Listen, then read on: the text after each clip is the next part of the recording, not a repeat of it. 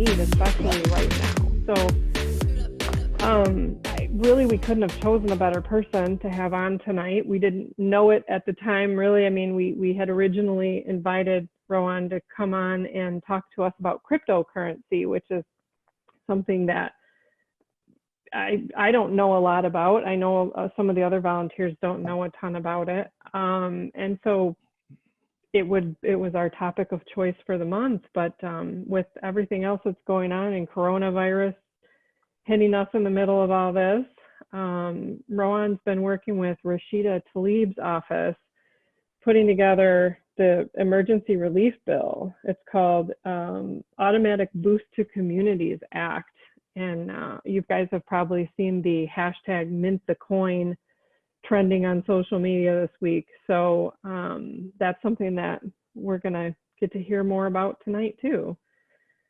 So after the talk is over, we'll have the lines open for Q&A. If you guys want to put questions in the chat or whatever, that's fine. I'm going to hand off to Steve to give you a little bit of an introduction for our guest. And we'll go ahead, Steve. Let's unmute here. First things first, I want to say thank you to Ron. He has done so much.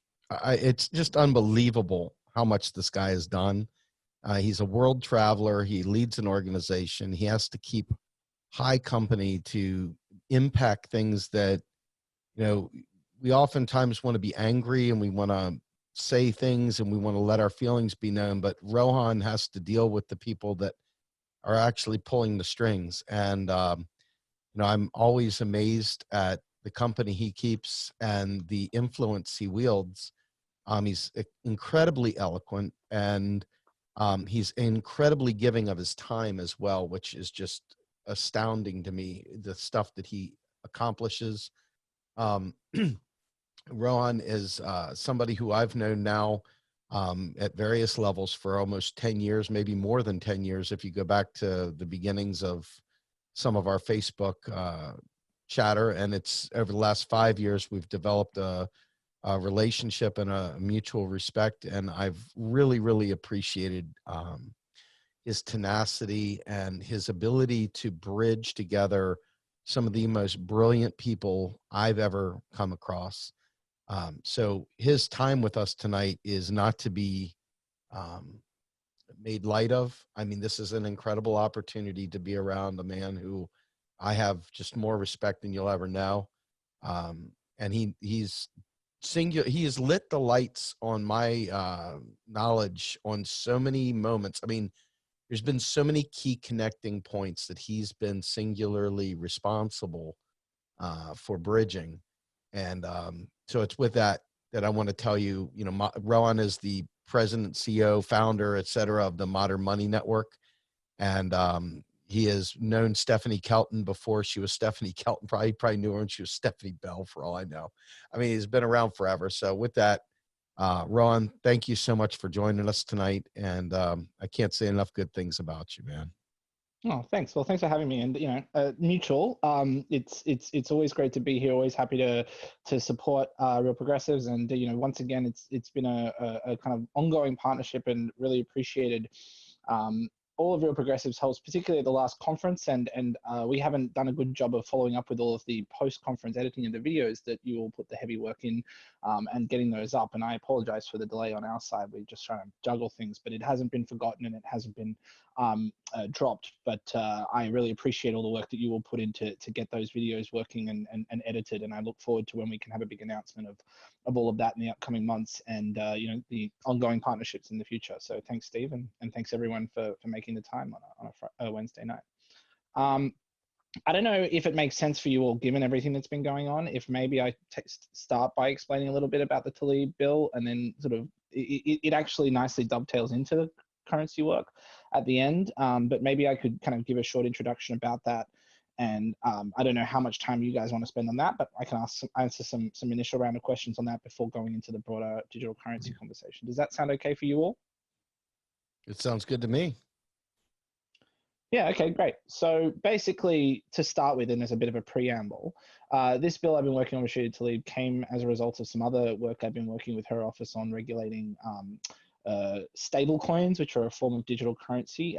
Basically, the idea of the word stable coin there is that it's supposed to be tied to a stable amount of government money. So if you think about your bank account, one of the reasons why your bank account works like regular government currency, like paper money or something, is because everybody knows that $1 in your bank account is going to be worth $1, and that's because of things like deposit insurance and the central bank supporting the banking system and all of those kinds of legal supports to basically make bank money a sort of delegated form of public money, or a franchised version of public money, as my advisor Robert Hockett would say. So I was working with her on that bill, and I met the staffer from Rashida Tlaib's office through working with Ayanna Presley on some stuff related to job guarantee legislation, which should hopefully be coming down the pipeline. So watch that space. But when we started talking about sort of broader issues and just sort of brainstorming a little bit, they were mentioning they were working on a automatic fiscal stabilizer bill. That is to say, something where if there is a recession or if unemployment goes up, that rather than waiting for Congress to pass an emergency bill and all of the kind of resulting rigmarole like we're seeing right now, that something would just automatically kick in and start spending. And they were working on cash relief, but I obviously said you should definitely consider a job guarantee as a key part of any automatic stabilizer. And one of the other things they said is one of the challenges that we're having is how to get this money to people. How to get money very quickly in an emergency to people. What does that look like when roughly 20% of the population in America is unbanked? A lot of them cite as one of the major reasons for being unbanked that they don't trust banks. So it's not just they don't have access to a banking system, they actually don't want a bank account. And also a lot of people are undocumented or homeless or don't have a regular address that they can receive a check. So it's very difficult to get money to people in the middle of a crisis. So we started brainstorming, and what we came up with was this proposal called the Automatic Boost to Communities Act, which is a sort of development of another proposal that the Congresswoman had put together called the Boost Act, which was more about sort of regular income in normal times. And anyone who knows me knows I'm not a huge fan of universal basic income. I much prefer a combination of universal basic services and a job guarantee and a guaranteed income for people who can't work or shouldn't work or things like that. But in this context, in the middle of a crisis, we're dealing with people who've lost their incomes, lost their jobs, who are going to have all sorts of expenses they weren't expecting to have. And part of dealing with that crisis means providing emergency cash support. So the idea behind this bill is not to sort of become a backdoor universal basic income, but often MMTs say, we don't want to not give money to people who are poor. That's not the point, but there is still, deep, substantive structural reasons to oppose a UBI. But this was a great moment to say, look, we still have those concerns, but we are not heartless people who don't want to give money to poor people. And this is a moment where actually people really need support. And if we only focus on things like unemployment insurance or expanding existing welfare, there are going to be millions of people who are going to fall through the cracks. And this is exactly the kind of crisis moment where we can't afford to leave people behind. So we developed this proposal with an overriding goal of being universal, being emergency. And when we say emergency, we don't mean sort of 1 month or one initial payment and it's over, like you're seeing a lot of the House bills right now, or the Senate bill proposing as a one-time payment. We're proposing $2,000 a month to everybody, and that includes people who are not citizens, that includes people who are homeless, that includes children. So families who've got expenses related to dealing with their kids at home and things will have additional support, rather than saying $2,000 for adults and only $1,000 for kids. There's actually sort of unique reasons why we want to be supporting kids as well at this point. And we designed it in such a way as to fund it through the idea of minting the coin. Now, as people said earlier, you may have remembered the idea of the $1 trillion platinum coin was first proposed by a lawyer named Carlos Mucha, who goes under the online name Beowulf, and he first proposed it on Warren Moses' blog, actually.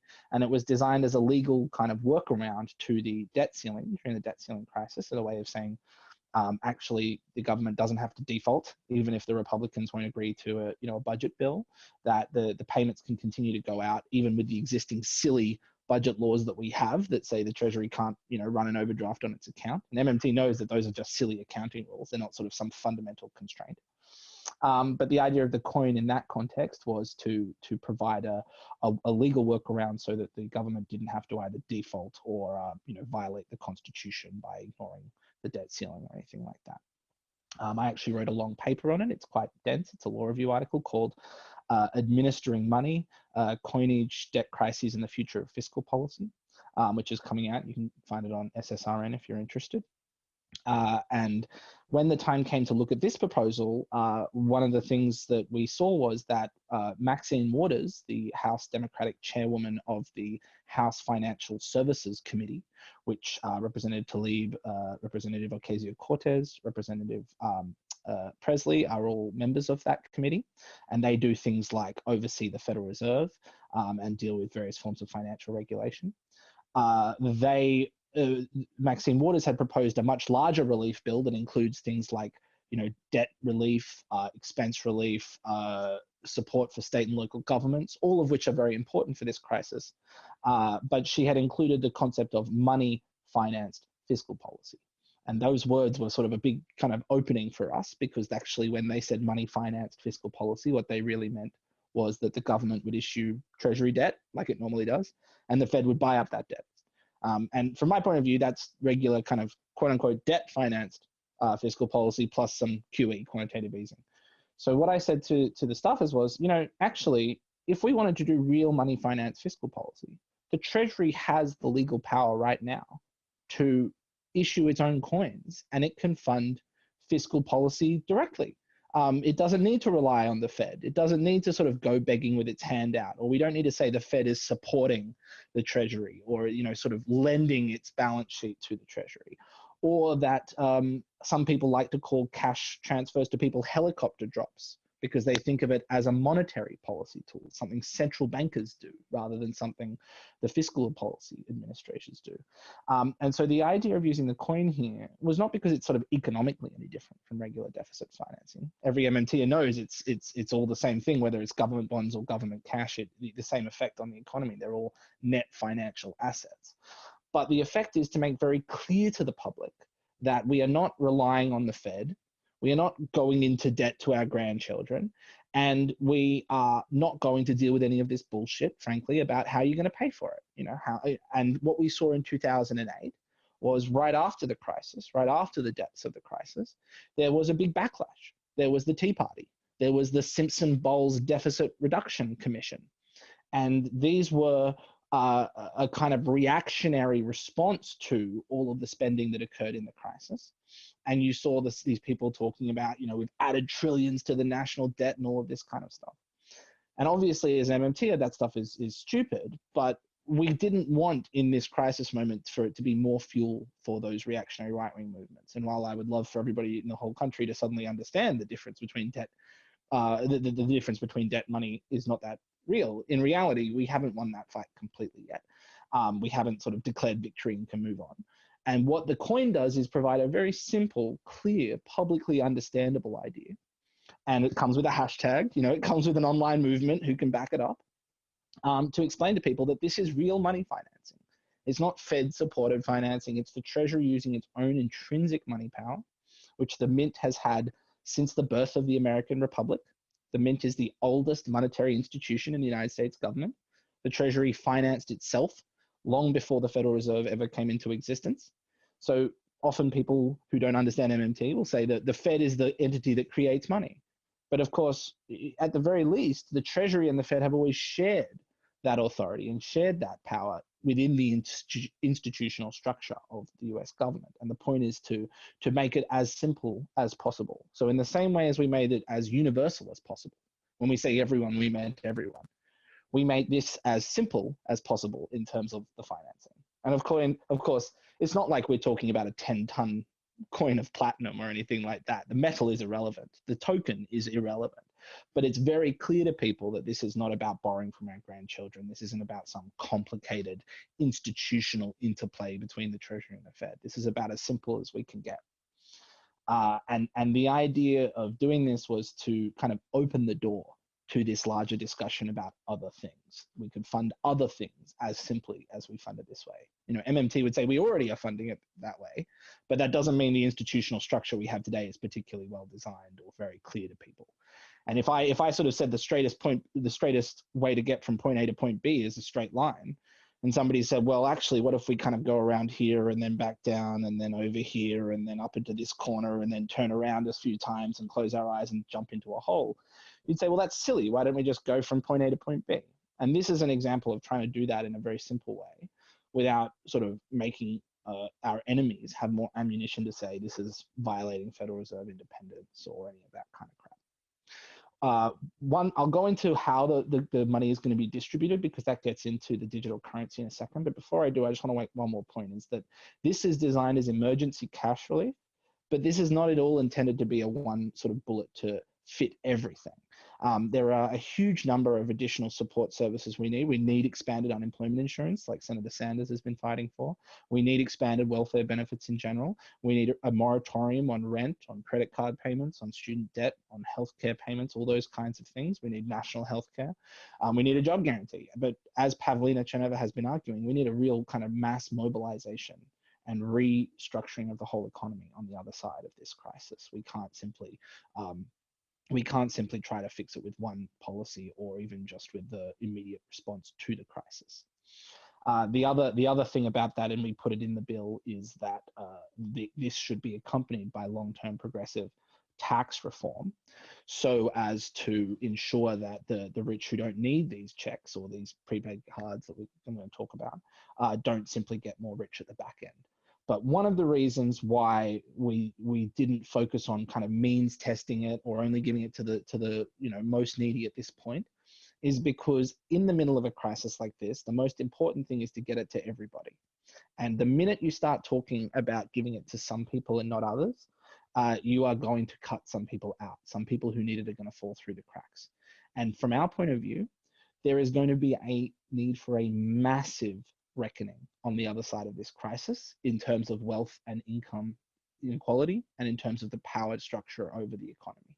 The amount of free kind of support that's going to banks and going to corporations and things like that right now, we need to deal with all of those in a comprehensive manner. So rather than try to say this one proposal is going to be inequality neutral, and then say, well, that's fine, we've solved everything. What we're trying to say is, look, maybe this policy is going to be over-inclusive because that's what we need to do in a crisis. But on the back end, we need to fix this and any other thing that comes from this crisis to ensure that it doesn't further existing inequalities of wealth, income, and power. So very quickly, because somebody asked a question, first of all, there may be other laws on the books with Canada. I don't know exactly whether the law about the platinum coin, there's an equivalent law in Canada. I know that, for example, Canada has the Treasury be able to sell debt directly to the central bank, which, as I said earlier, is not my favorite way of dealing with this because it's still too convoluted and confusing. But Canada could pass a law and say we can mint a coin there as well. I mean, if you're going to pass new legislation, you can definitely do it that way. So to be clear, when we talked about this, one of the things that came up in the past debate over the platinum coin was whether it was legal under existing law for the Treasury to do it in a crisis. And some people said, well, it would go far beyond what the point of that coinage law originally was. That is not a problem in this context because we are talking about passing new laws saying that Congress will tell the Treasury to do this and tell the Fed to do this. So it's not a situation where there's any concern of a power grab or anything like that by Treasury. Congress has absolute power to do this. And passing this law would make that extremely clear. So Canada could do this as well. Two other questions which I just saw. With regards to universal basic services, what I mean by that is right now there's a sort of marketization framework, a neoliberal framework that says, the best way to provide stuff to people is to give them cash and let them buy stuff in the market. Now, as an MMTer and as a leftist, I've never believed that. I always think that, compared to school vouchers, public schools are the right way to go. Compared to a kind of health savings account, Medicare for all is the right way to go. Compared to, Disneyland gift cards, public parks are the right way to go. So provisioning public services directly that are free and universal to people is always superior to giving them cash. Now, in the middle of a crisis like this, it may not be possible to suddenly transform all of those things overnight, which is why we're providing cash support. And secondly, a lot of people are using this cash not just to make consumer payments, but to pay down debts and financial expenses that, again, might not be cancelled or put on hold immediately. So the point of providing cash here is not to give the impression that we only want to, further market production, because certainly Congresswoman Tlaib doesn't believe that, and I don't believe that. But it is to recognize that in the middle of a crisis, people have financial outflows that need to be met, and most of the existing distribution mechanisms do involve some degree of cash. And until we transform them, denying people their basic needs is going to be tantamount to killing them. And in terms of how to unwind from this, the bill itself has an explicit sunset provision of 1 year after the crisis. But more importantly than that, Representative Tlaib is a big supporter of the Green New Deal. She's a big supporter of the job guarantee. And she's a big supporter of a much larger transformation of the economy. So we are not talking about, once we do this, then it'll suddenly be the robots and, giving everybody cash and everything's fine. We're not at all interested in indulging that neoliberal narrative. But even Martin Luther King, even when they were fighting for the job guarantee, they talked about a job guarantee for those who can work and a guaranteed annual income for those who can't work, to recognize that while we're transforming the economy, we don't want to deny the poorest from participation in basic services that other people enjoy. And that's part of what this vision is. So I have been working with others and will continue to work with others on job guarantee work. I think the larger mobilization is critical. I think reducing people's expenses, their outflows, is just as important as giving them emergency support on the other side. And I continue to oppose the vision of the world that says, let's just give everyone cash and then all their problems are solved, stop complaining.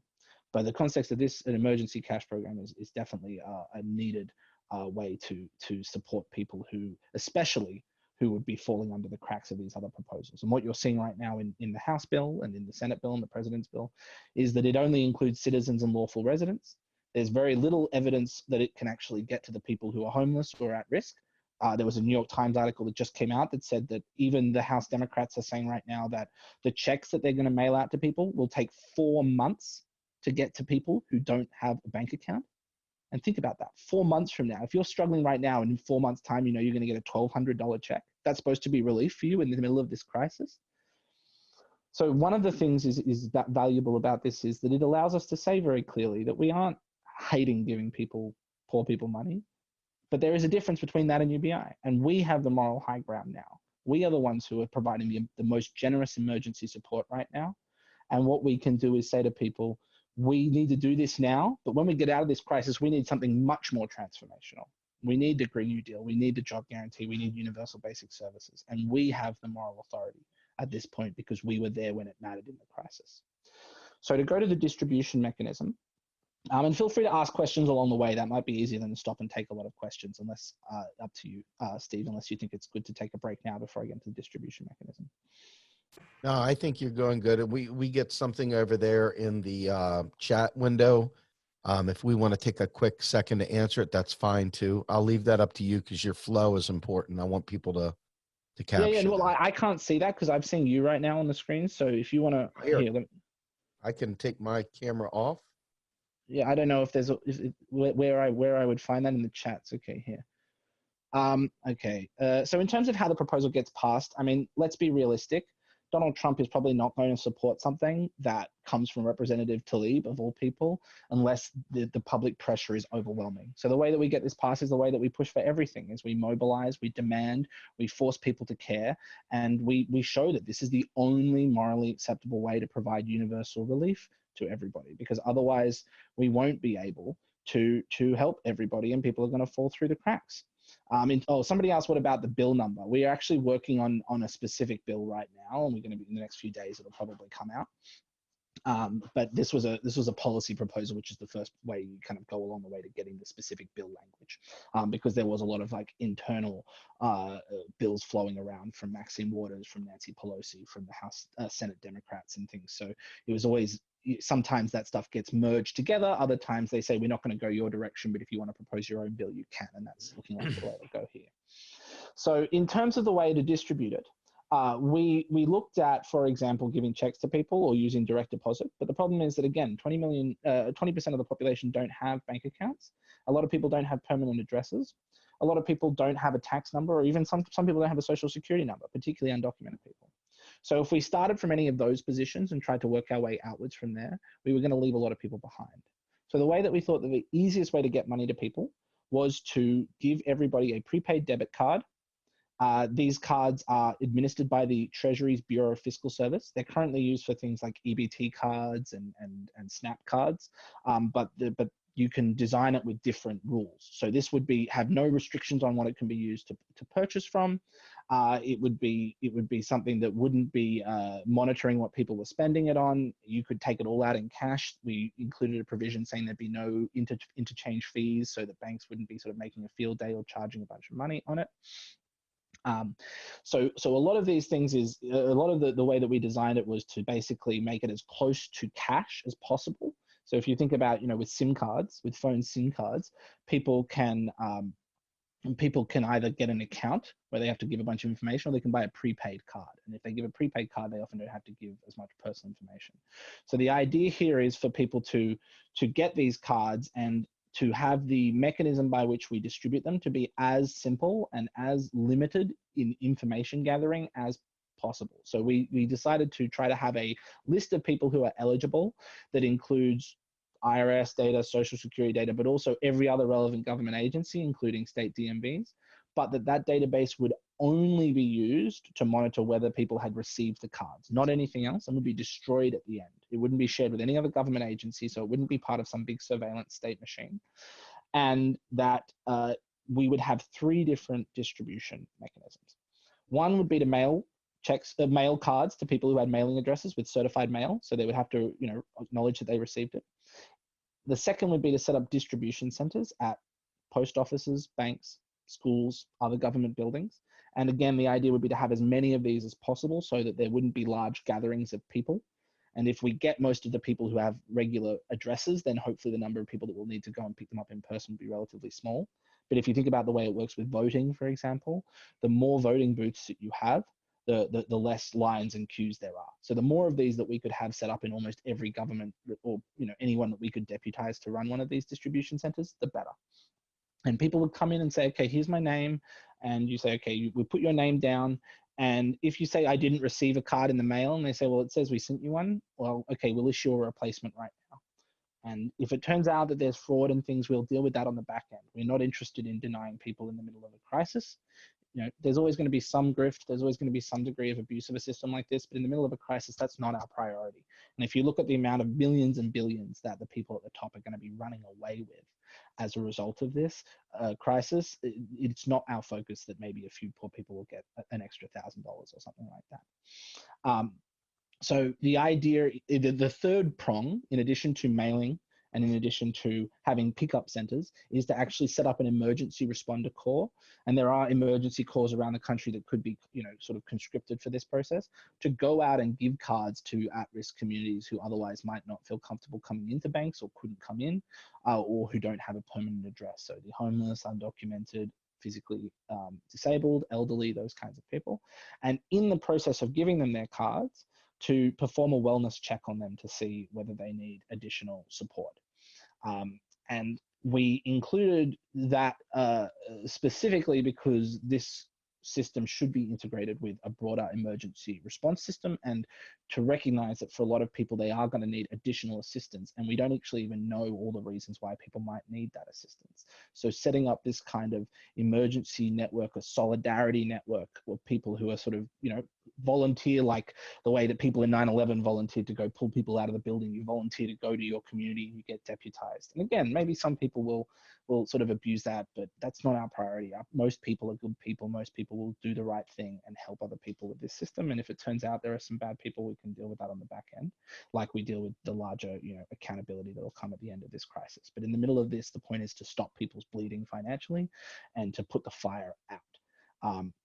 So what we need to think about here is to think about what the implications are in the long term.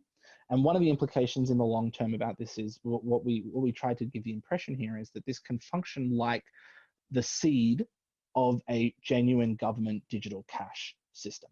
So if you think about the discussion around Fed accounts or postal bank accounts for all, which I strongly support, and we've been arguing in favor of that for over 5 years now.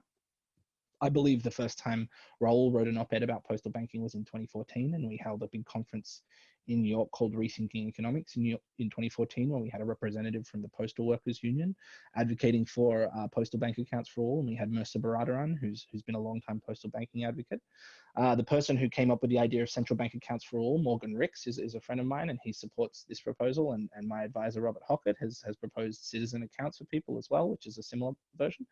So all of these are good ideas, but the part that I bring, I bring to the table that those proposals haven't, is an emphasis on digital cash, on something that actually respects privacy in the same way that physical cash gets sort of preserves people's privacy. The money is in your pocket. It's anonymous. You can transfer it peer-to-peer to people offline. And if you think about the way that cash works today, you might not want to keep your whole life savings in your pocket in case you misplace your wallet or in case you get robbed or something. So you might not keep all of your money in a digital cash wallet. You might keep a lot of it in a Fed account or a postal bank account. But you keep enough in your cash wallet that if you do want to engage in some sort of transaction that you want to be private, that you have that option. And I'll talk about that more in a second. But we explicitly put in to the bill that in the long term, this should be transformed into a privacy-respecting digital cash wallet. And crucially, we said that this would be administered by the Treasury rather than the Federal Reserve. So in the same way, as I said earlier, one of the big things we were trying to avoid when we made it coin financed is that this impression that the Treasury kind of needs the Fed and it's the Fed's money that the Treasury is using, which reinforces this sort of neoliberal central bank dominant paradigm in the world. The idea that it's only that digital money is tantamount to bank accounts, and that giving everyone a digital cash digital government money is just basically your bank account, but on steroids or without the exchange fees or anything like that. We wanted to really think bigger and say to people, what we want to do is to imagine a world where we are actually building a brand new monetary system that goes much deeper than just your bank account, but slightly better. To actually think about what digital cash would look like in a digital economy, in an internet society. And that this would be something that the Treasury should manage, because the Treasury is the democratic entity. The Treasury is the entity that is accountable to the president, which is accountable in elections. And if you think about central bankers, who are central bankers? Central bankers are usually people who got a PhD in macroeconomics. And obviously I have a lot of friends who are macroeconomists, I love them dearly, but a lot of their training is in statistical modeling and data analysis and economic history. So it's a very different kind of expertise. And if you think about like, you ask someone who makes hammers for a living and they say, what does this look like? They say it looks like a nail. Well, if you ask central bankers what digital currency will look like, they're going to say, well, it should look like a bank account. Why? Because they're bankers. But really, the potential for digital currency is so much broader than just a bank account. And to think about what it would look like to have cash, digital cash, means to try and imagine a new kind of infrastructure. And to give an example for that, I work with a nonprofit called the Freedom Box Foundation, and they design privacy-respecting free and open source software, things like Linux, that are very easy to use for average people. And you can buy a little computer this big, the size of a credit card, costs about $35. It's run by a nonprofit foundation called the Raspberry Pi Foundation. And you can install all this software on a tiny little SD card, the kind of thing you put in a camera. The SD card might cost $10, and you plug it into a wall. You can put it under your bed, and it connects to your Wi-Fi, or you can plug it into your router directly if you want to. And it uses maybe $5 of electricity a year. It's a very cheap little thing. And it's not probably powerful enough to run a whole computer, although it's getting pretty close, but it's powerful enough to run one of these digital currency wallets. So if you're the kind of person who doesn't trust the government and you want to kind of keep your money under your mattress, you could run one of these physical cash wallet, digital cash wallets, literally under your mattress, and then connect to it securely from your mobile phone through an app. That's the vision. They don't have a wallet yet in their software. What they're looking at are things like a chat system, a website, a system for storing your files, a system to have what's called a VPN, a virtual private network, that basically means you can You can, wherever you are in the world, you can tunnel into your home Wi-Fi network. So if you've got a computer at home, you can access it from wherever you are in the world. So, you know, if you don't want to take your data on the plane to China or something, you know, if you don't trust them to confiscate your laptop, you could take a laptop with nothing on it, and then you could access it. So the idea with these digital cash wallets is to make it something that's super cheap, and you could put it under your mattress, and you could access it anywhere, and it would be privacy respecting cash. And this proposal is using the closest thing that we have to that technology today, which is these prepaid debit cards. And of course, prepaid debit cards are still in partnership with a bank, and they're still basically, you know, using the sort of traditional banking system. But at least we are getting into people's heads the idea that it's different to receive direct deposit, you know, to receive a kind of tax refund in your bank account than it is to get digital cash with no questions asked. And that's really the model that we should be thinking about in the future. So that's the vision for the digital currency proposal, and that's why we made it funded by the Mint, even though, you know, as MMT would say, there's not a real economic difference, you know. But if you have any other questions on that, we can talk about it. Otherwise, I can go into the broader digital currency thing. No? Okay. So we do have one question out there from Sam. He had asked that a little while ago if he could ask a question. He did it through a different means. He didn't do it through the primary chat, and I just saw it. So I want to give you an opportunity. If somebody can unmute Sam. Sam, oh, you're unmuted. Hi. Sam, go ahead and ask your question. Hi, can you guys hear me? Yep. Yeah. Hi. Actually, this is in regards to the minting of the coins, Rohan, and actually decided I think it would be a little bit more appropriate, better medium would be over email. So I'm going to send out an email.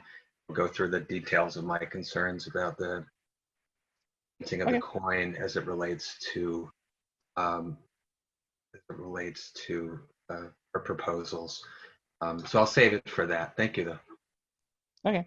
One other thing I'll mention about the coin is that in addition to the sort of after the crisis reactionary fears about the national debt and austerity and how much we've borrowed and all that stuff that we were trying to avoid, a lot of people will say, well, the Federal Reserve maybe in emergencies can lend this support to the Treasury, but in normal times it can't. So the point of emphasizing the coin was to say, actually, this is not Fed money, this is Treasury money. You know, from a consolidated government perspective, it's all the same. But from that perspective of someone that's concerned about Treasury Fed independence, this is an important distinction that allows us to say that the Treasury is financing this on its own terms. And if there is a negative fallout from this program, which I don't think there obviously will be, then it will be borne entirely by fiscal policy. It's not the Fed supporting it. It's not monetary helicopter drops. It's none of that stuff. It's fiscal policy financed by fiscal money. And to the extent that we have a problem with Fed independence, which again, I don't really believe in, I don't think it's very good, but to the extent that people do have a problem, this proposal gives the Fed an asset. The coin sits on its balance sheet as an asset permanently. So it isn't, you know, using its money power, its balance sheet to support this program. It's just buying an asset in the same way as if it bought government debt. And it's the Treasury that's doing that. Okay, so going into my work, I've got this book coming out called Digitizing the Dollar, the battle for the soul of public money in the age of cryptocurrency. And the idea here is to bring my insights and experience with MMT, which I obviously owe all the intellectual debt to the people who developed MMT long before I came along, with my understanding of law, because I'm a lawyer, and my understanding of technology, because my father was a scientist. He actually spent some time writing legislation for the Australian federal government for telecommunications in the 1980s. When they were first developing cable television. And then when I went to law school, I was very interested in internet issues, and I wrote my legal master's thesis on copyright and an MMT approach to copyright in a digital economy. But I came across a professor there named Eben Moglen at Columbia Law School, who was one of the most brilliant people I've ever met. And he helped design one of the first email systems at the age of about 13 when he worked for IBM doing advanced programming languages as a sort of wonderkind.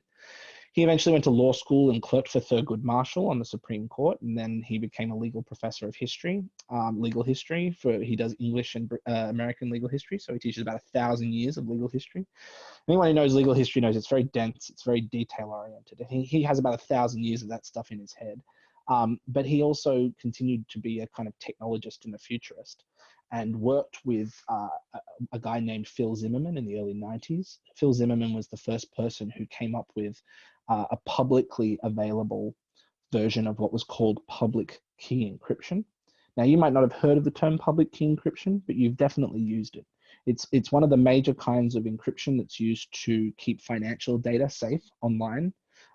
It's one of the ways that people send secure emails. It's one of the ways that applications, mobile phone apps and things can recognize you and say, oh, it's this person making this connection to some database or something.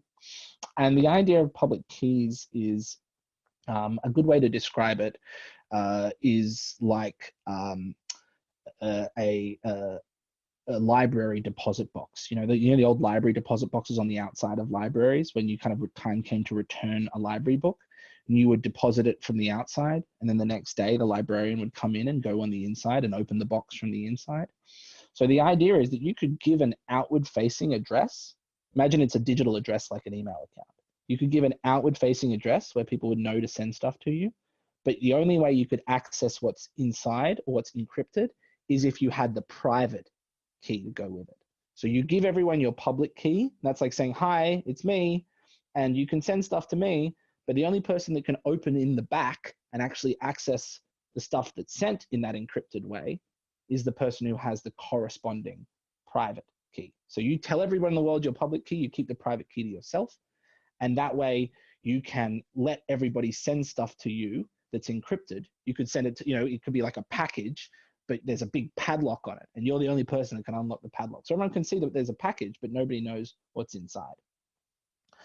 And up until the 1990s, this technology was used a lot for the military because, of course, going back to World War II, the ability to send secure communications was incredibly important. Everybody's probably seen those movies about the Enigma code, which was the way that the British and things managed to crack I think it was the Enigma code. It could have been one of the other codes anyway. Managed to crack the Nazi signals, and they knew that certain kind of planning was coming, and they could preemptively fight against it. So whoever could listen in on other people's communications, yes, it was an Enigma. Thank you, Mark. Whoever could listen in on other people's communications had the upper hand when it came to military strategy. And so the ability to encrypt your communications, to say things on public radio that the other side couldn't understand, was incredibly powerful as a sort of a source of intelligence gathering and military intelligence strategy. So when this guy Phil Zimmermann, who was a computer programmer, created a form of public key encryption. It's just software, it's software. You plug in your name and it gives you a public key, and then it sort of uses a very complicated mathematical process to come up with a very large number that's a product of two prime numbers, sort of like 2 + 2 is 4. Well, this is 1,649,378,265 times, 72653, whatever. And the only entity that can really process the number that comes out and work out which two things it was a product of is a big computer, unless you know the secret key. So unless you sort of have a supercomputer sitting there for a week trying to crack it or something, you can't work out what's going on in the encryption. When he decided to come up with this, because he was a computer science guy, he just said, okay, I'm going to give it to everybody. I'm going to release this as a thank you. Cracking the Japanese naval code won the Battle of Midway. There you are. That's exactly right. And when this guy came up with it, this guy named Phil Zimmermann, he was prosecuted by the US government under the Arms Export Control Act, because they said, what you have created here, this piece of software, just a few lines of code, is like military grade hardware. It's like you built a missile and put the schematics of the missile up on the internet, and you shared it with everybody, which means you shared it with our enemies. You should have come to us at NASA or at the Defense Department, right? But instead you shared it with everybody. You've given everybody the kind of anarchist's cookbook of how to make the bombs of the internet age. And they prosecuted him under this act. And so there was actually a point where he said he would go around with a T-shirt that had the code, because it was very simple code. And he said, this T-shirt is a military munition. It was a kind of joke. But the Department of State prosecuted him for years. And there was a big legal team of civil libertarians and people who thought that the right to have encrypted communications was an incredibly important part of free speech, incredibly important part of privacy. So my law professor at the time ended up becoming part of that legal team. And he had an email kind of send off that he used, which became a kind of rallying cry for the cause, where he said, the right to speak PGP, which was the name of the program. So the right to speak encrypted is like the right to speak Navajo. Because actually in World War II, they actually used Navajo as an encrypted language, because the only people that could speak Navajo were Americans. So the Germans had no idea what the hell was being said. So he'd say the right to speak PGP is the right to speak Navajo. If you're telling average people they can't speak computer code, you're telling them they can't speak a language, and that's fundamentally violating their civil liberties. Eventually, the government actually sort of dropped that case after they decided they found sort of other ways to keep surveilling people and things like that. But that got him into this world, again, of technology that he had grown up with, and sort of taken a detour to become a constitutional legal historian, as you do when you're a freak genius like he is. And through that, he actually met another sort of very famous computer programmer, a man named Richard Stallman. And anybody who has ever used Linux and ever used any kind of server, Google, for example, Apple, has used Linux software, even though it wasn't called that. And actually, it's called GNU. Thank you, Brad. It's not called Linux, because the guy who came up with Linux is a guy named Linus Torvalds. And Linux is sort of the central command hub. It's the one that sends the information out to the rest of the computer. But all of the other stuff was stuff called GNU. And GNU is like the animal, but it was a recursive acronym, because these programmers like to have witty wordplay. They're hackers. So it stood for GNU's not Unix. GNU. GNU's not Unix. Because Unix at the time was a big centralized software system, and they wanted to have one that could be used on any software program, but that would be free to share. And Richard Stallman liked to joke that he was the last hacker, because he grew up in the MIT Media Lab in the 70s, or the precursor to the MIT Media Lab, the Artificial Intelligence Lab at MIT. And back then, they had these big hardware machines, computers the size of whole rooms. And this was the kind of days when you would have punch cards with little holes in the cards. So you would write your software in these cards, these paper cards, and you would punch them in, and then the computer would send all the information through all the cards. And we're talking about stuff like doing, sort of basic mathematics. We're not talking about nowadays your cell phone probably has more computing power than the entire computer that sent Apollo 11 to the moon. But back then, we're talking about sort of these big mainframes that had maybe 20 kilobytes of memory or something like that. And back then, the thing that was scarce was the hardware. These big computers, there was only a few of them, universities and other things like that. So when you had these big computers, you had to sort of basically share the time. There was a sort of like time share. And you would sort of say, okay, I'd like to use the computer from 1 p.m. till 2 p.m. to crunch my code that I've been working on for a week with these punch cards. And someone else would say, okay, well, I'd like to use it from 1 a.m. till 3 a.m. or something. But because it was the hardware that was scarce, it was very common for people to share the software. Someone said, oh, I've come up with a program that does X, Y, Z. And someone else would say, oh, can I borrow that? Oh, yeah, sure. I'm not using it. You can borrow it. Yeah, not a problem. Eventually, what happened is that people the computers started to get cheaper and cheaper. The big rooms got smaller and smaller until the point where we got to a kind of desktop computer. And then people like Bill Gates came along.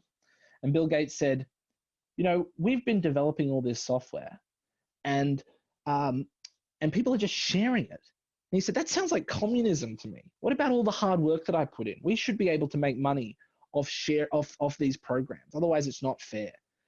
And he wrote this sort of big diatribe in a list serve in Seattle called, I think it was called the Homebrew Society or something like that. It was a sort of hacker listserv. And it became a kind of clarion call for this movement to enclose, to privatize software. So as the hardware got cheaper, suddenly it became important to not share the software. And of course, Steve Jobs, Apple was one of the first home computers that did this as well. And of Bill Gates, who for very, very many years was the richest man in the world before he decided he was a philanthropist and decided he would start messing with developing countries and public education in the United States in the name of helping people. He made his money off basically criminalizing sharing. He waged huge lobbying campaigns to try to get Congress to extend intellectual property restrictions to software. And Richard Stallman thought this was the worst thing ever. He was a sort of, unrepentant 60s hippie who believed in sharing, and that the hacker culture that he had grown up with in the computer lab at MIT was one of sharing. And the idea that people wouldn't be allowed to read other people's code or use it or share it, especially when we were not talking about paper cards with holes cut out of them. But we are talking about software that you could share to everybody from Control C to Control V. That's all it took. You could give one person who made software could give it to the whole world. He made that basically the antithesis of the entire software industry. So everybody who grew up using a Microsoft computer grew up using his proprietary software so that he could charge a huge amount of money. And what Richard Stallman got so annoyed by that, and others who did that before Bill Gates, was that he basically did the work of maybe 6 or 12 programmers sort of relentlessly for many, many months, and coordinated with other people who contributed, and eventually built basically a whole operating system. And that system was free and open source. And that meant back then he didn't call it open source. That was a kind of commercialized bastardization. Some people like to take ideas and rebrand them to be less politically threatening. So a bunch of kind of pro-market people in the 90s said, free software, again, sounds too much like communism. What we really mean is open source, because businesses like open source. Whereas for Richard Stallman, free meant freedom. He would say not free as in free beer, although maybe that'll be helpful too, but free as in freedom. We want software that respects the freedom of the user. It's not a black box. It doesn't tell your computer you can't do something. It's software that you can use that works for you. And if you want to open the hood like a car, you can open the hood and tinker with it. If you want to change something, you can change something. It's yours. Take it. It's free. And freedom there was a driving animus, because he saw the future. He saw that a world where software ruled everything. Your car is one big computer. Your kettle is one big computer. We have a phone in our pocket. We don't need robots. We are the robots in our pocket. We just carry the robot around. It doesn't need legs. So he saw that the future would be one defined by software. And if we didn't have free software, then we would all be unfree. And that the people who controlled the software would be the people who controlled the lives that we lived. They would control what we got to see. They would control how we got to use the devices around us. They would control when we got to share things with other people. And I sometimes use this because it's just such a perfect example. But about a year or two ago, Amazon sold a copy of 1984, the classic dystopian totalitarian state novel, via Kindle. And then it turned out that there was a copyright dispute with the particular publisher of this version. And so they just recalled all of the 1984 copies that they sold to people. So people woke up one day and that the book that they'd bought on their Kindle was disappeared. Just didn't exist anymore. So imagine if one day you held a library and one day you woke up and suddenly half the books had just disappeared because the publisher had just decided you didn't deserve to own those books anymore. Well, you don't need to burn books in a world like that, because there's no books left to burn. That's right. So what he saw was a world where whoever controlled the switches, whoever controlled the software, whoever controlled the content, controlled people's minds, controlled people's freedoms. And what Eben Moglen brought to that understanding, first of all, he was Richard Stallman's legal counsel, and he sort of traced this back to a much larger history. He said, Richard, your history here, that what you're fighting for is the same history, is the same fight that Martin Luther had when he rebelled against the Catholic Church, which is the right to think differently, and the right not to only think and understand and read the things that people tell you you're allowed to. The Catholic Church said only Latin, only books are in Latin, because only the church gets to teach people how to speak Latin.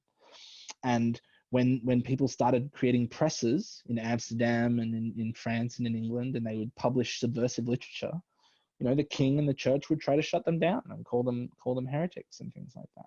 So the right to print books and write what you want and share what you wrote with people was considered fundamental to the Enlightenment and the ability to think differently to orthodoxy, which I think, most people in the MNT community are there in part because they're kind of not particularly orthodox thinkers.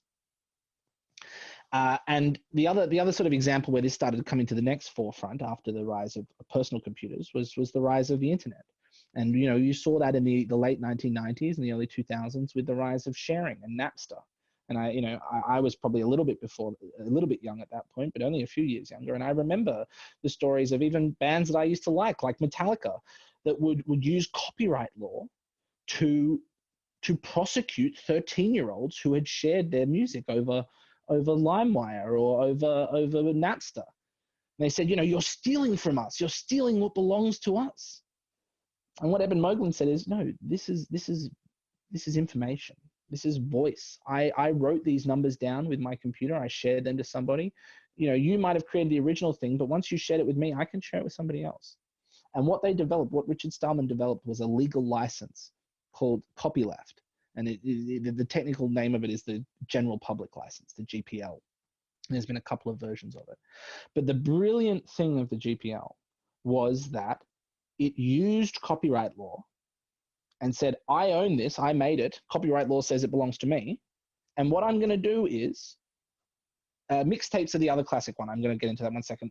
Mixtapes, Larry Lessig, who became famous for writing a book called The Remix Economy, makes this point as well. When you start to own culture, own music, own books, it's very hard for people to write fan fiction. It's very hard for people to make mixtapes or to do, hip hop songs that have samples from 25 other different songs, because you have to get approval from every one of those people, and it becomes this huge legal fight. Unless you have a legal team of a dozen lawyers, you simply can't make that kind of music.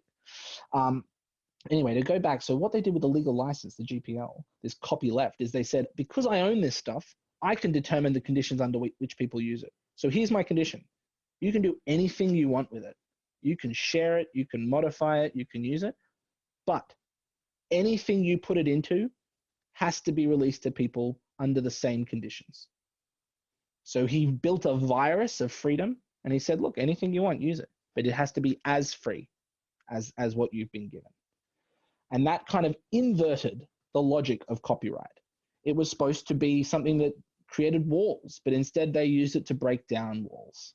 It was very, very powerful, and it created a whole movement called the free software movement, and then the open source software movement kind of span off from it to be a more commercially acceptable version.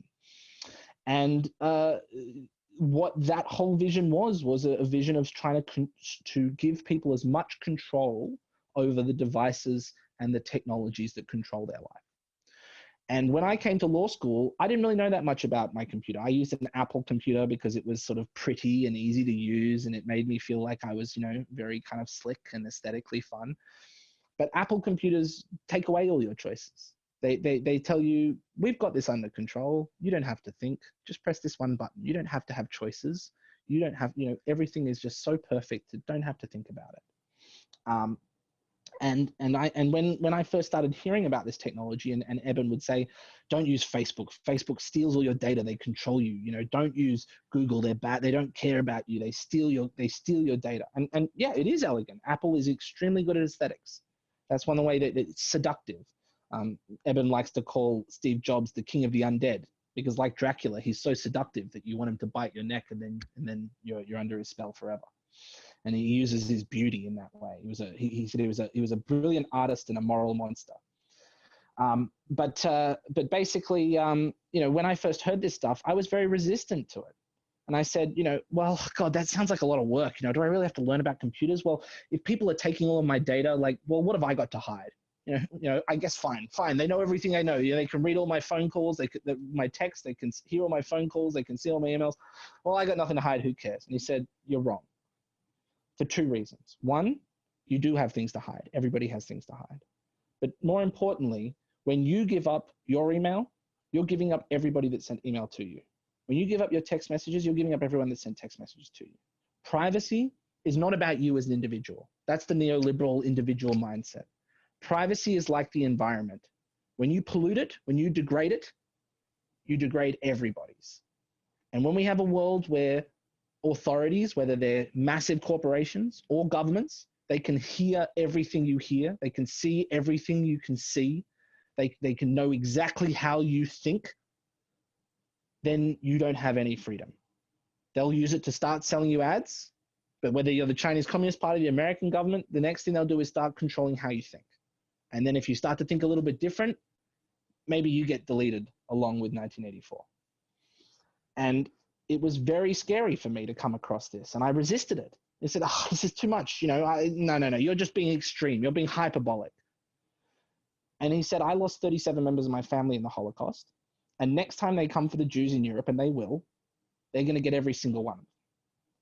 They're going to get every single one because they're going to know where they are. They're going to know who they are. They're going to know who they're talking to. They're going to know where they meet. And they're going to know every single transaction they make in their lives. And he said, last time people used to keep lists of everybody knew, the only responsible thing was to refuse and resist. Even if that meant you being tortured, you didn't give up your friends, you didn't give up your family. And that hit me like a ton of bricks. I mean, that was like a gut punch. Because I didn't like to think I was the kind of person that was an unwitting tool of totalitarianism. And I didn't really know what to do with that for a long time. I spent a long time trying to learn how computers work, and I started learning how to code these little Raspberry Pis. I started to try and get involved in these internet spaces and sort of get involved with them. Yeah, pre-crime is the exact thing.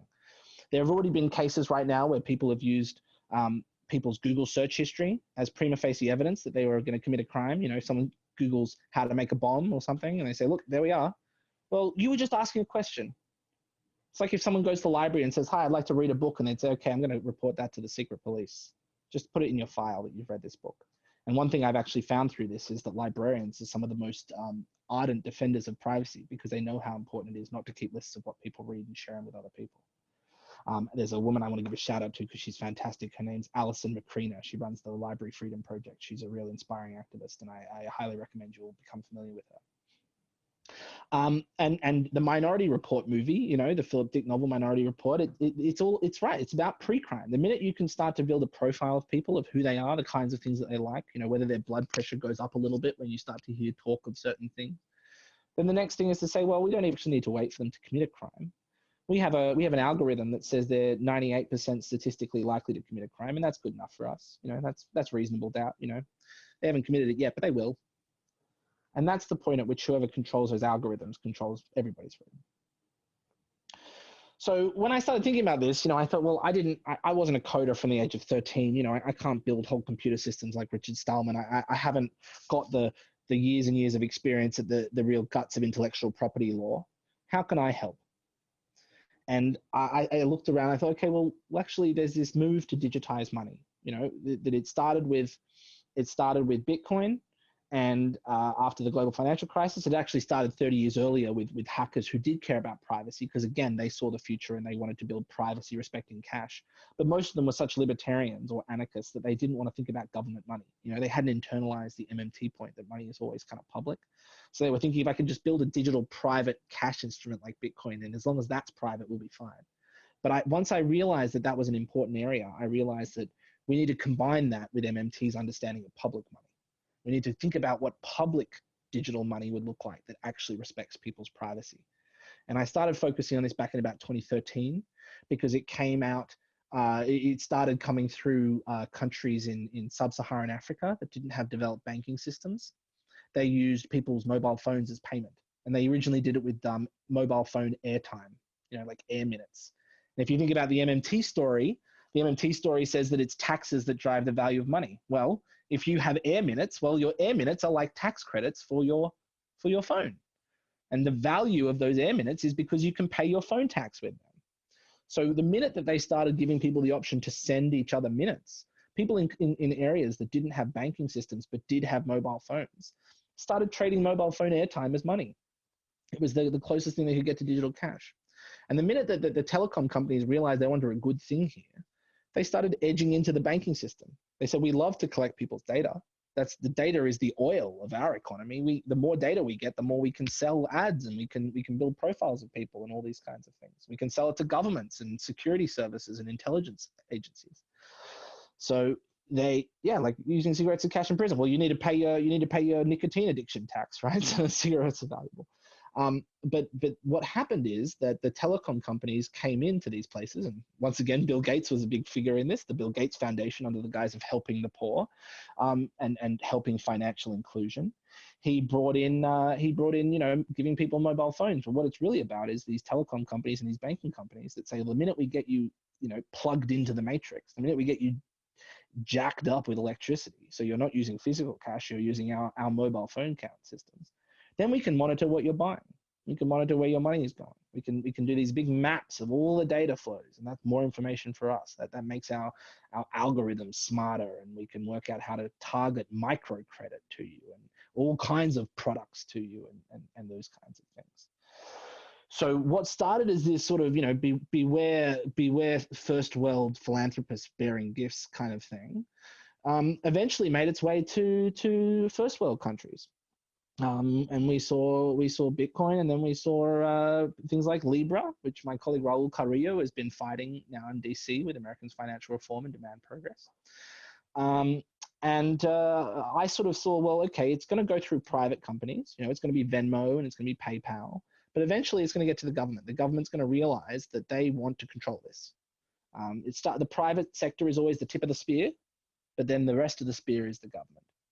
So when the moment comes and governments realize, hey, we don't really need to let all these private actors run the payment system, we can run it ourselves now, they're going to have a question facing them.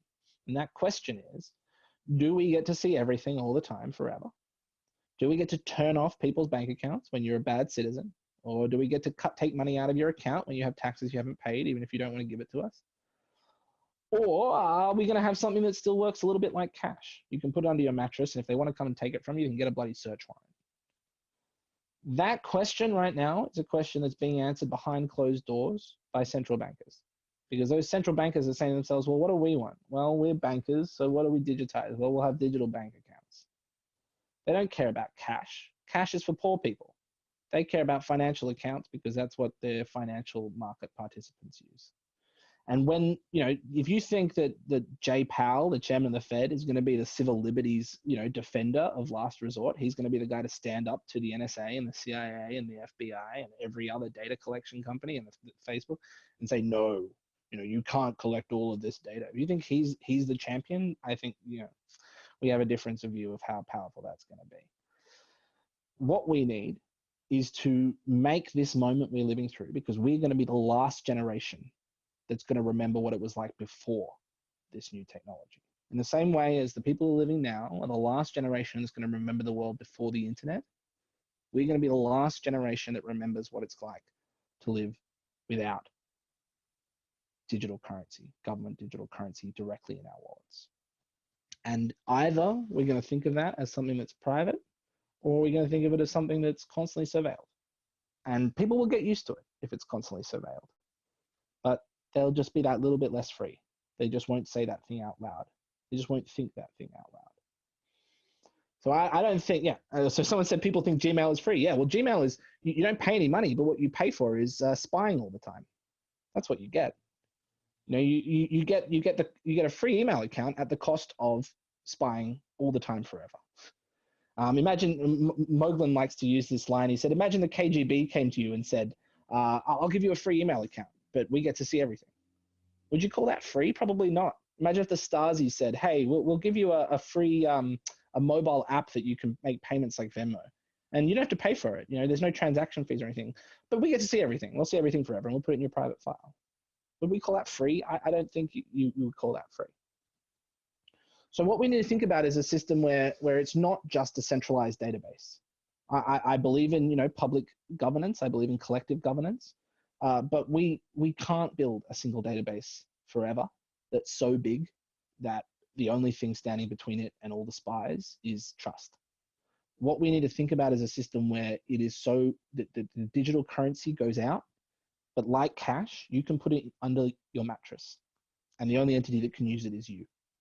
So the word cryptocurrency doesn't mean private currency. Screw those private currencies. Screw Bitcoin. Screw Libra. They're all stupid. They're all waste of time. I'm talking about public currency. What cryptocurrency means is currency that is cryptographically secure And arguably all currency, digital currency, is cryptographically secure because even your bank account has cryptography to ensure that it can't be hacked. Every time you go online and you see HTTPS, that S stands for cryptography.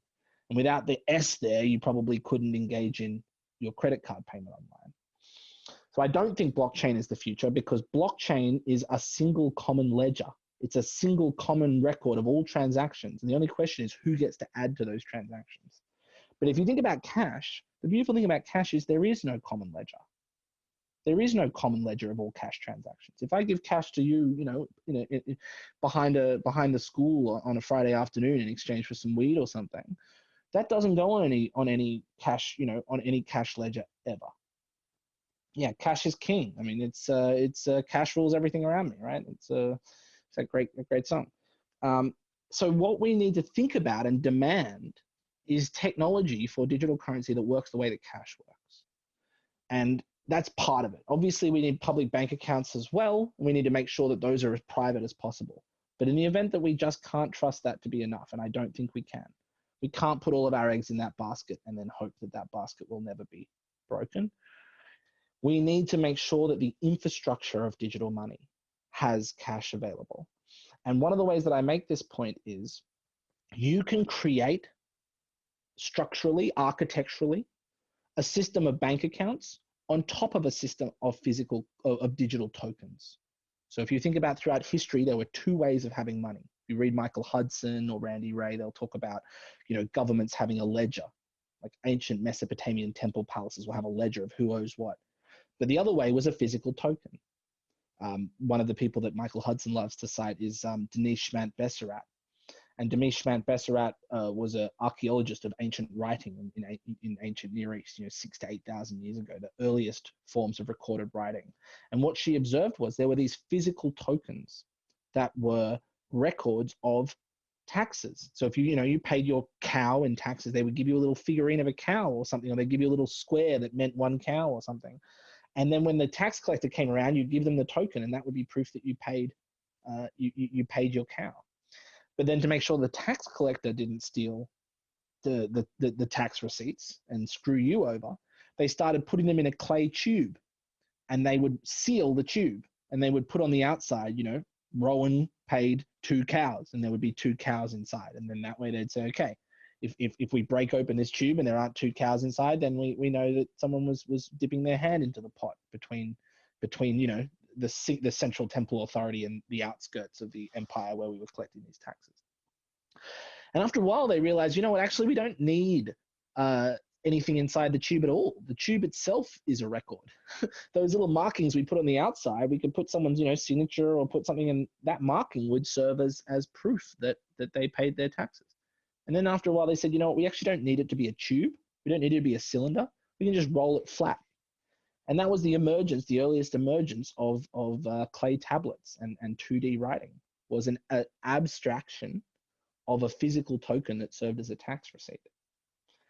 So even in the earliest origins of writing, there was tokens and there was accounts. They existed in parallel.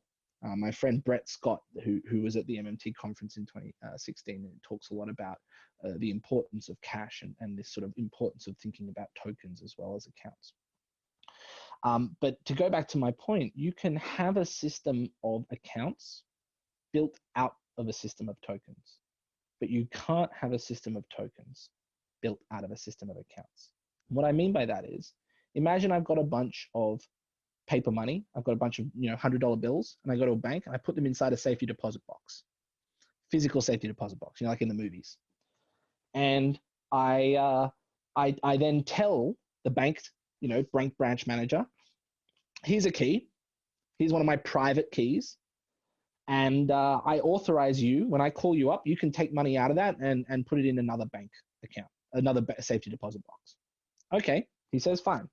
Well, now we've got a system of intermediaries, right? The bank is my payments intermediary, but the way that he makes those payments is not he's moving numbers up on his account like a bank does today with its deposits. What he's doing is taking stuff that belongs to me and giving it to someone else on my behalf. So once we start with a physical token, you can create intermediaries. But if you start with an account, even blockchain, which is a kind of common ledger, somebody has to be in charge of the whole ledger. Somebody has to be in charge of putting those numbers down who isn't you. And the minute it's someone who isn't you, that's the person who's the vulnerability of the whole system. That's the person that the Secret Service or the data mining companies are going to try and focus on. That's the layer that they're going to control. So accounts are good and important, but when we build the infrastructure, which is the moment we're in right now when we digitize money, we need to build the infrastructure so that tokens are at the baseline level. And that way, if we build accounts on top, fine. But at the very least, the system can allow us to hold those tokens at home in our own digital wallets, regardless of whether we want to use a bank account. And that actually, from a lawyer's perspective, has a very different legal setup. So everybody talks about a bank deposit being an IOU of the bank. Well, what is an IOU? An IOU is a contract. It's a contractual debt. So a bank deposit is not money that you own. It's a contractual debt that the bank has to pay you money when you want it. That's why they call it a demand deposit, because you can demand them to give you your deposit back at any time, and they have to find the money in their money and give it to you. But if you think about, for example, giving your coat to the dry cleaner can't take your coat and wear it. It doesn't give you a coat deposit. It actually has taken temporary ownership or temporary control over your property. And we call that legally bailment. And that's under property law, not under contract law. Now, there's a very funny Jerry Seinfeld episode where he puts his coat, he takes his coat to the dry cleaner, and then he sees him out on the street wearing his coat. And he's like, you're wearing my coat? What the hell? It was very funny because the idea of, your dry cleaner kind of wearing your clothes on the weekend is such a bizarre thing to think about. So if we have a world where instead of thinking about bank accounts as deposits, we thought about it as your property that they were holding under the principle of bailment, that's a very different legal structure. Day to day, it might look a lot the same, but legally it's very important that it's very different, because if that cash is in your safety deposit box, that banker doesn't get access to that cash. Not because they need to lend it out. We're MMTers. We know that's stupid. But they don't get to know what the hell is going on in that box unless you give them permission. Someone asked about the title of my book, The Battle of the Soul of Public Money. Well, the reason I'm calling it The Battle of Soul of Public Money is because this is the soul of the human race. This is the soul of democracy. This is our souls. We put our hopes and dreams and our personalities and our experiences into our computers, into our Google search boxes, into our Facebook accounts, into our bank Venmo history every time we use them. And either the net that holds those souls is one that respects our freedom and respects our privacy, or it's one that doesn't. It's either a tool of emancipation and freedom that connects us as equals, or it's a tool of control and subjugation that turns us into lower than animals. And it connects to government digital currency because there are plenty of private currencies out there. Facebook's Libra would love to take all of your data forever. PayPal would love to take all of your data forever. And they're doing a pretty good job right now. But as long as there's cash, as long as there's government money, they haven't won the biggest war of all. But if we lose the war, if we lose the battle for public money, if the public monetary system, which is being digitized as we speak, becomes purely surveilled and purely in the service of the interests of the state against the interests of people, I believe in a job guarantee because it's an example of people saying, hey, I have rights that I can demand from the government. And I believe in Medicare for all because it's saying, hey, we can't be denied healthcare.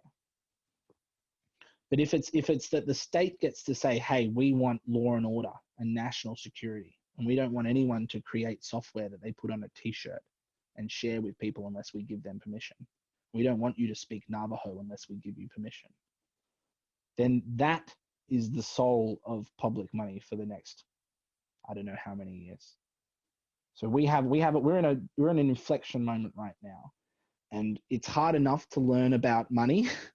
It's hard enough to learn about law, not to add on to everybody's plates that they also have to learn about technology.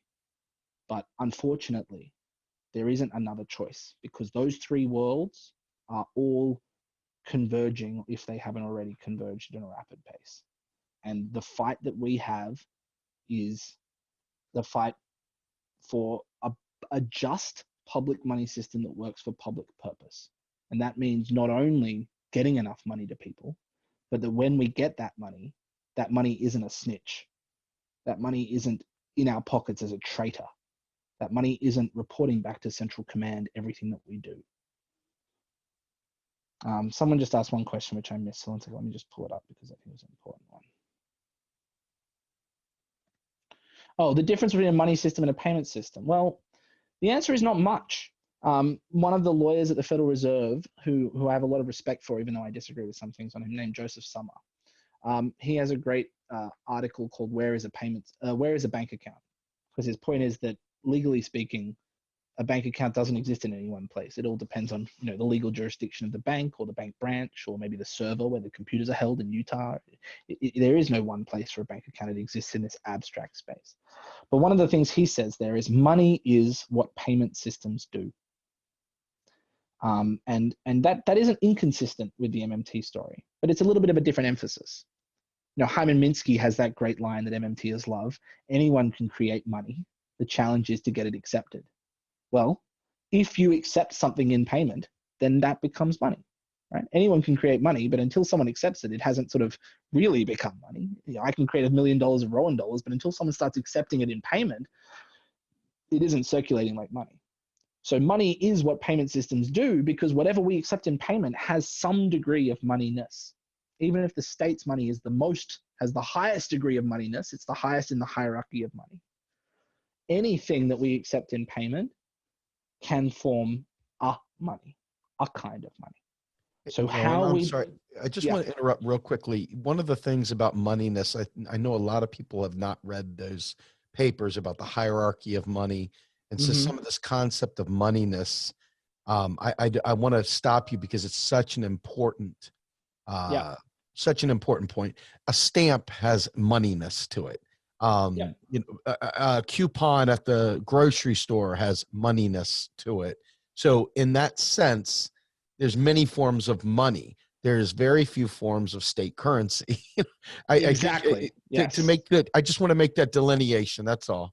Yeah. No, that's an important one. Thank you. And some people would say, for example, MMT has a credit theory of money and a state theory of credit, And so if anything that functions as a credit can have money, but then MMT says of all of the kinds of credits out there, state credit, state debt, of course, credit and debt being just two sides of the same thing, is the most superior, has a unique place amongst all of them.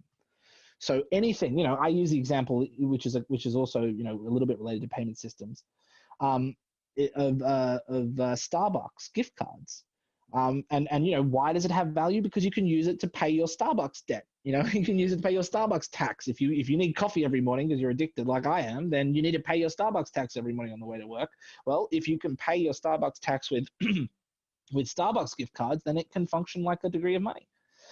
And currently, I believe, and someone fact check me on this, I think it's either 3 billion or 7 billion. It doesn't really matter. The point's the same. Yeah, okay, fair enough. Look, I'm not going to say I have particularly good coffee taste. It is burnt coffee at high prices. But currently, the amount of Starbucks gift cards in circulation is either 3 billion or 7 billion, I think, roughly. And do you know how much interest Starbucks pays on that? Zero. What that means is individual people have given Starbucks $3 billion to $7 billion of money on the promise that at some point in the future that they can convert it into coffee. That's a loan, right? That's a loan, and Starbucks is giving them a Starbucks deposit, basically. And if you think about how much it costs to borrow corporate debt, to go on the corporate debt markets, if Starbucks wanted to raise $7 billion in cash, it would probably pay 1%, 2%, maybe 3%, depends on the day of the week. It's paying 0% on those. And it could take that money and invest it, sure. But that is its cheapest source of financing out there. So anytime you create a payment system that people put their money into and they keep their money in your payment system, they're giving you maybe better quality money in terms of the hierarchy of money in exchange for maybe a better payment system for you. So think about mobile money back to the airtime minutes. Well, you can't pay your taxes with airtime, at least not until after the telecom company did a deal with the bank and the bank did a deal with the government. But you can't pay your airtime minutes with airtime, so it may not be as good a form of money, but it may be a better form of payment. And there has been this sort of back and forth between public sector law and public sector legal power and political authority and private sector technology for centuries, millennia. And sometimes when the private sector gets the edge on the technology, it can shift the balance of power. Not that the state doesn't have power, of course, but that think about, for example, when Obama ended funding for NASA. Said, we're not going to do NASA anymore, basically. We're not going to try to go to the moon. Ended funding for space missions, for NASA. We're not going to try and do any more manned space missions. We'll leave that to Elon Musk and to Richard Branson and all these private companies. That, to me, was one of the saddest moments of a pretty sad presidency, because he basically gave up control over technology in space to private actors. And you can be damn sure that they're not going to give it back without a fight. So when it comes to digital currency technology, this is the sort of Empire Strikes Back moment. Facebook's Libra, when it said we're going to build a Libra currency and it's going to be available for 2 billion users of Facebook and WhatsApp, suddenly governments were really shit scared, because they said, oh my God, if we let them do this, we will lose so much control over the monetary system. We're not going to lose complete control, because government money is still the highest kind of money on the hierarchy. But we're going to lose a lot of power. Facebook is going to be able to call us up and we're going to have to take that phone call. And when Facebook says to a small little country like a Caribbean country, maybe we'll just kick you out of the system if you don't obey us, then we're going to have a real problem. I can talk about repo markets another day, maybe. It's a little bit off topic for now, but it's a good question. In terms of repo markets, the person asked that question, I would read Alexandra Skaggs, the journalist. I'd read Daniela Gabor, and I would read Zoltan Pozar.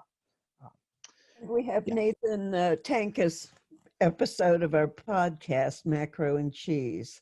There you are. Please go to macroandcheese.com. So when someone said, is Libra built on the existing government system? Well, yes and no.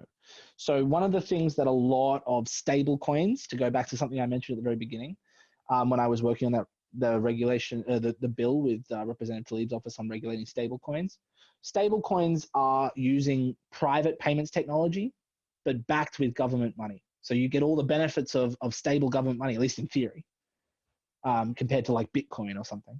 But you get all of the benefits of private payments technology. That's their supposed to be win-win moment.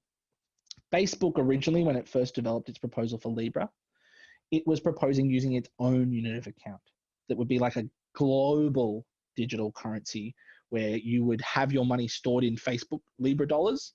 And then when the time came to pay in your local currency, your national currency, you would get an exchange rate. And that's basically been ripped to shreds now. Regulators around the world kind of flexed their muscle and said, hell no. And what Facebook has retreated into now as its sort of consolation prize is that they said, okay, we're going to create stable coins in every country. So we're going to still have this unified global payments network, but the money in your account will be much more like Venmo money. It'll be much more like PayPal money. You'll think of it kind of like a bank deposit. You store your money in there and it'll be worth exactly as many local dollars as when you put it in. But Facebook keeps the float. It keeps all of the money you give it, like the way that Starbucks keeps the float. And of course, more importantly, they're going to keep all your data. They're going to control the thing in your pocket. Someone asked this last question. I think that's about done because it's about 10:30. So unless I'll answer some last round of questions and then we might call it quits. How much bank created money relative to Fed created money? Well, it really depends. Commercial banks versus shadow banks versus the broader financial system. I mean, it's multiples usually. It's for every 100 billion of government money, there's probably $1 trillion of bank money. You really have to look at each individual country, and it really depends on where you draw the line. Because as I said before, all money is a form of contract credit out in the private sector, and so. Do we call corporate debt money? Well, you don't really use it to make payments, but you can convert it into something that makes payments. So maybe it's a form of shadow money, etc.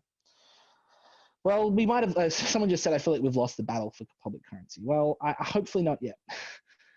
Edward Snowden, when he showed the world how much surveillance was going on that governments were lying about, he at least blew the whistle and opened the door to a different world. And people can have problems with Julian Assange as a person, but he's also been blowing all this whistle for a long time. And one of the people back when the platinum coin was first proposed in 2013, who was one of the original kind of big advocates for it, was Aaron Swartz, who was one of the creators of Reddit. He was one of the big founders of Creative Commons, which used a similar copyleft legal license to the general public license that Richard Stallman created, but he did it for culture and for music and art and things, whereas Stallman was doing it for software. The Creative Commons license, depending on which one you choose to use, it can be a copyleft license. And he was the executive director of Demand Progress, one of the founders of Demand Progress, where Raul works right now, fighting Libra. And the very last tweet that he published before he died was advocating for minting the coin, actually. And he died because he downloaded a bunch of JSTOR articles. He went to MIT, where he was affiliated with, and downloaded it was Harvard, downloaded a bunch of JSTOR articles. And then the FBI prosecuted him for violating copyrights, because what started off as a private copyright was turned into a criminal law. And eventually the government hounding him over that was so stressful to him that he committed suicide. And it was a huge loss for internet freedom. He was a trailblazer. He was doing a lot of incredible work at a very, very young age. So someone asked, will the CC given by the government, the debit card given back to the government is a debit card, which means that there is a bank account, which means there is bank data. We don't want that data to be used for any other purpose. And one of the reasons we made it so that it can be converted to cash is so people don't trust it, We don't have the digital anonymous public wallet infrastructure that I want yet. So otherwise I'd be proposing using that. But one of the things we put in the bill is that at the end of this crisis, we convert that prepaid network into a digital privacy respecting cash wallet system. We explicitly put that in the bill. And I have been emphasizing that everywhere I've been going and talking to people about this bill, because it is really, really important. And if this bill is just a backdoor way to do what they were doing in sub-Saharan Africa and force everybody into the banking system so that they can be surveilled and monitored, then that will be a huge shame and hugely counter to what we're trying to achieve. So from my perspective, the privacy respecting element is really critical to all of this. Well, hey, Rohan, I want to thank you for taking this much time with us, folks. I want to give him a personal round of applause for all of us. I'm hoping that, as we go forward, folks, for those of you who don't realize, Real Progressives went from Facebook world and YouTube world to 501c3 world. And we also have a 501c4 as well. Both of them are neophyte. Both of them are struggling, need help, support, any way, shape, or form you guys can help us. We desperately need it. It's not just in finance, it's more in rolling sleeves up and helping dive in to get the work done. As you can tell, the world around us is falling apart, and it's going to take a lot of being organized and a lot of commitment to getting things done to have any impact whatsoever. It's not enough to have a good intent. I want to win. And that's going to require working with allies, and it's going to require building systems that allow us to be effective in getting this information out there. So I really, really want to thank you again, Rohan, and I want to thank everyone for taking their time of being with us. I want to thank Julie for moderating, and I want to thank Rose for setting it up, and everybody else who participated behind the scenes. And special shout out to all the Modern Money Network for all the incredible support that they've done for us. And, folks, just keep fighting and please stay safe. It's a very terrifying time for everyone. And I just really want to thank you again, Ron. You're an amazing guy. I love you. Thank you. Yeah, thanks for everything, Steve. Keep on keeping on. Stay safe, everyone. You got it. Thank Have a you. good night, everyone.